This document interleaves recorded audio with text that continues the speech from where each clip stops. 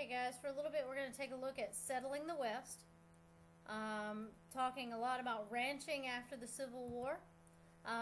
It became a huge business. Growing cities increased the demand for beef.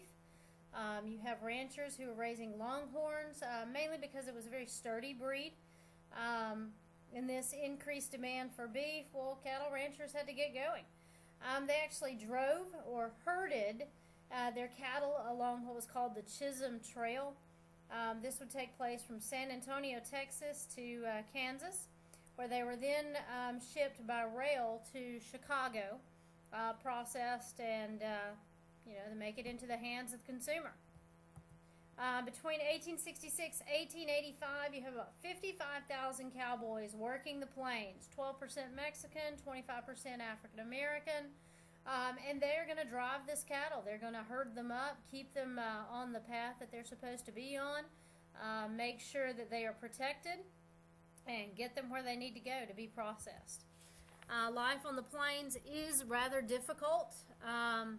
You had cowboys who would work 10 to 14-hour days in all weather conditions. I mean, there was work to be done all the time, whether it was herding the cattle or working on the farm. They would work spring and summer, and then in the winter they would live off of their savings and then also do odd jobs from ranch to ranch, the things that just needed to be done in the off season, maybe fixing fences. In the spring would come time for a roundup and for the long drive to Kansas. Now, the way that they did this, they have what was called an open range, where they would just let the cattle roam and then herd them up and drive them wherever they needed to go.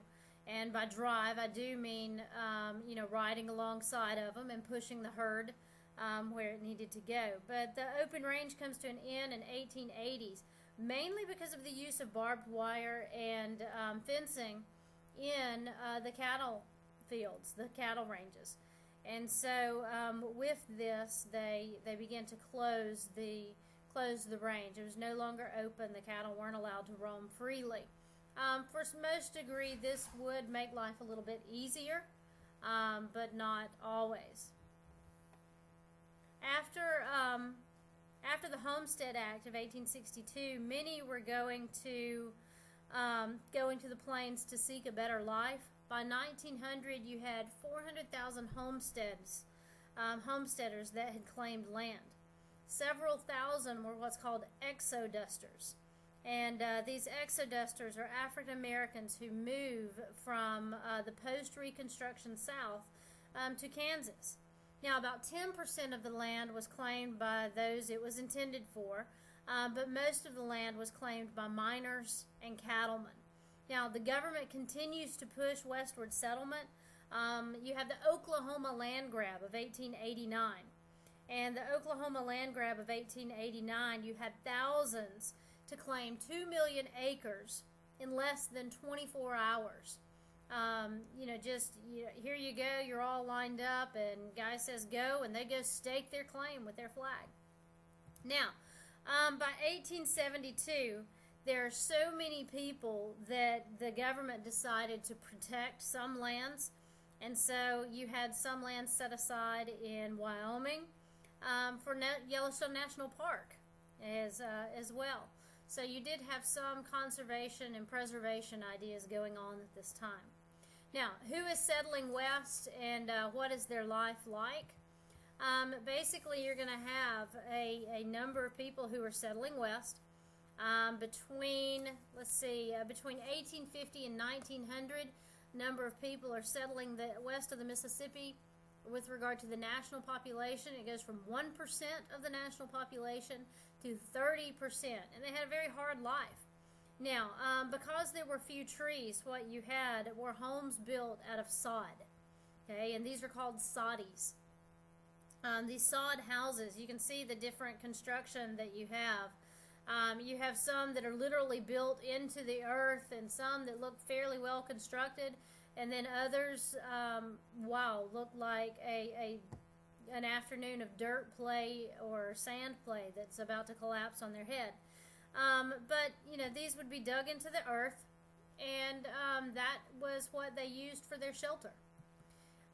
this life was very difficult. These sod houses were warm in the winter, cool in the summer, and as you can imagine, they didn't let in very much light. And they would also be rather stuffy. There was very little air. Now, out on the plains and out west, you are going to have a fairly isolated population. Okay, they had to make it with, they had to make what they needed and make it with what they had. Many times women worked in the fields right alongside the men, and the women are also responsible for taking care of the children. And they run the day-to-day runnings of the house. They do the cooking, they do the laundry, and anything else that needs to be done. Now, as more and more people move out west, it does spur new inventions to help those who have moved. And part of these you have the steel plow and the new reaper. Okay, buying materials and new machinery put farmers into debt, because one of the only ways that they could farm a lot of this land would be that steel plow. As you read there, cast iron plows were notorious for their tendency to clog. Blacksmith John Deere solved this problem by fashioning the first steel plow in 1837. His steel plow clogged less and dug into the soil more efficiently. By 1868, Deere incorporated his business under the name Deere & Company. And so these are things that just made their lives easier. Now, one of the problems out west is going to be crop prices. You have weather playing a role in this, and you also have just corporate farming playing a role in this. The government had helped with new legislation, the Moral Land Grant, 1862 and 1890, helping to establish agricultural colleges. And you also have land grabs that take place out there.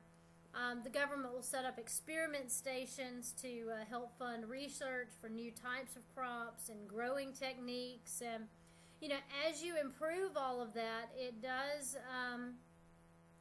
make things easier for some and a lot more efficient, but it also leads to the growth of what's called bonanza farms. These are going to be huge farms. They focus on a single crop. And, small farmers just can't compete with that.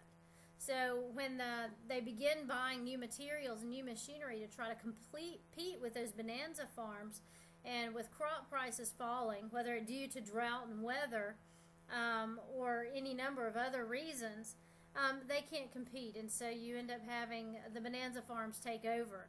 And even they struggled at times. Now, all of this, takes us up to about the 20th century. We're just about there. We've looked at the West. We've looked at the agricultural West. Now next time we're going to look at what about the industry that is developing. We've talked about the Transcontinental Railroad, and talked about the cattle drives, and feeding the large cities. Now, what is happening in business? So we'll take a look at Carnegie, Rockefeller, and decide, are they robber barons or captains of industry? So check back, keep watching, and keep reading.